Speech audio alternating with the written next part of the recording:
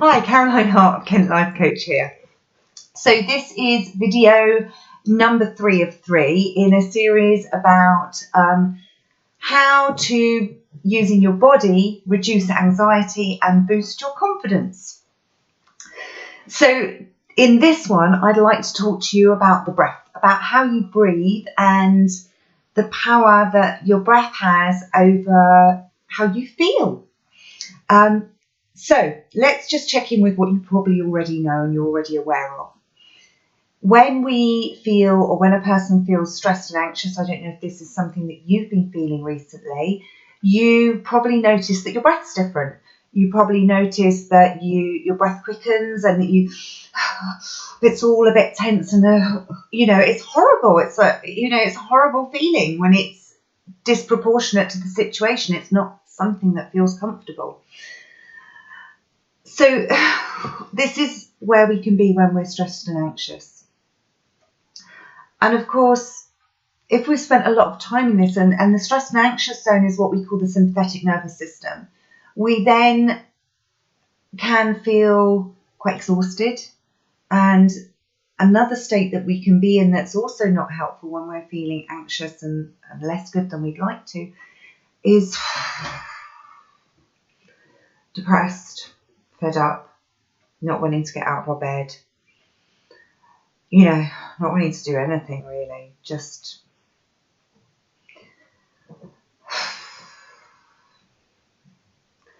so if you notice in both of these emotional states, one, we've already talked about our physiology, and you may have seen my physiology when I sort of acted out those two states, is the breath. The breath is different if you notice. When we're stressed, it's and it's quite, quick and tense. And when we're lethargic and depressed, it's lots of extended out breaths. So if we breathe differently depending on what state we're in, then surely the breath is also involved in how we feel.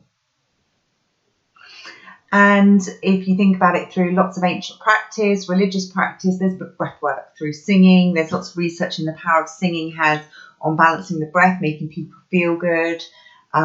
So this has been something that we've been aware of through all of time. And yet we really give it very, very little attention. And yet it has a huge impact on us. So think about your body. Think about the fact that if we don't eat for a while, then obviously you need a nourished body to feel good. You need to, if you want to feel good, give your body nourishment. But, take the food away, you'll keep going for a while. Take the liquid away. Again, not a great idea because we need to nourish our body and give it what it needs to feel good. But you will keep going for a while. Take the breath away. Everything changes. That's it, isn't it? So, and your breath is something that you need to nourish nourish your soul, but every cell in your body. The breath feeds your whole being. So if the body's not getting the nourishment it needs, then you're going to feel different. So there's some amazing research from the HeartMath Institute into what they call coherent breathing, even breathing. So please, again, go to source, Google HeartMath. There's some clips from HeartMath on YouTube that you can watch that will share some of this. There's also lots and lots of information on coherent breathing that you can look up, because it's coherent breathing that I want to share with you today. And coherent breathing is breath where you breathe evenly. So you breathe evenly in for about the count of 6 and evenly out. Again for about the count of 6. So we're going to breathe in for 6 and out for 6. And we're going to keep going with this.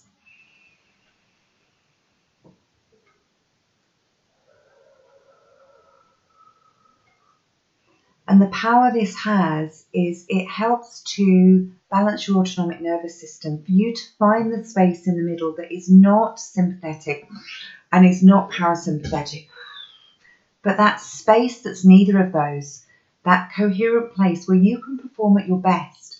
where your body can function at your best, which helps your heart rate balance out, which of course not only boosts emotional health, but also helps with physical health. It's powerful stuff. In fact, if it was in a pill, you'd probably buy it because it's easy and pay a fortune for it. But because it's free, the breath we don't have to pay for, we seem to not give it the value it deserves. But this really, really, really can impact how you feel in a big, big way. So my suggestion, my recommendation for you to experiment with and try, because I always think we've got to try this stuff out for ourselves. How do we know it works unless we give it a go?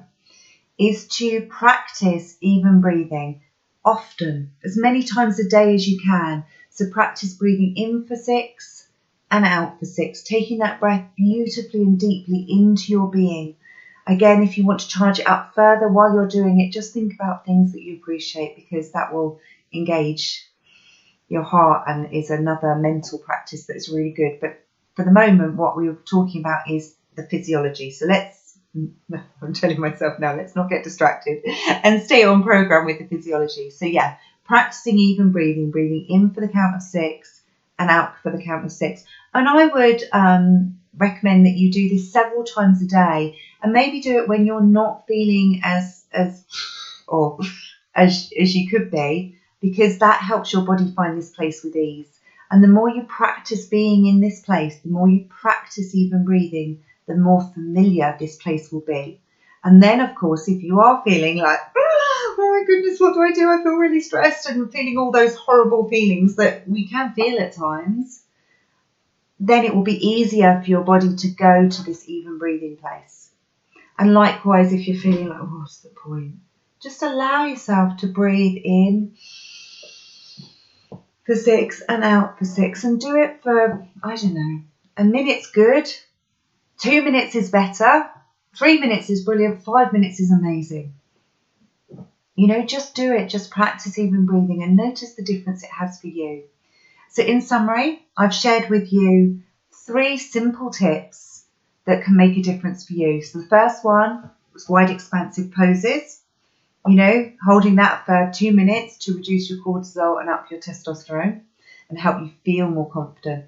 I've talked to you about looking up, how raising your eye line makes it harder for you to access emotions. So if you've been feeling emotions that are not serving you well and not making you feel good, then look up. Look up, lift your eye line and notice that it's harder to run that stuff when you're looking up. And the third tip is even breath. Practicing breathing deeply and evenly, in for the count of 6 and out for the count of 6. Now, these things are very simple, they're very little, and in and of themselves, they're not going to change everything. But every time we do something different, we're creating change. We're creating a difference. And if you do what you've always done, you get what you've always got. So by doing something different, you will start to notice that you feel a little bit different. And there's simple things, because when we're feeling really anxious, when we're feeling really down, when life is tough, sometimes doing big things is really challenging.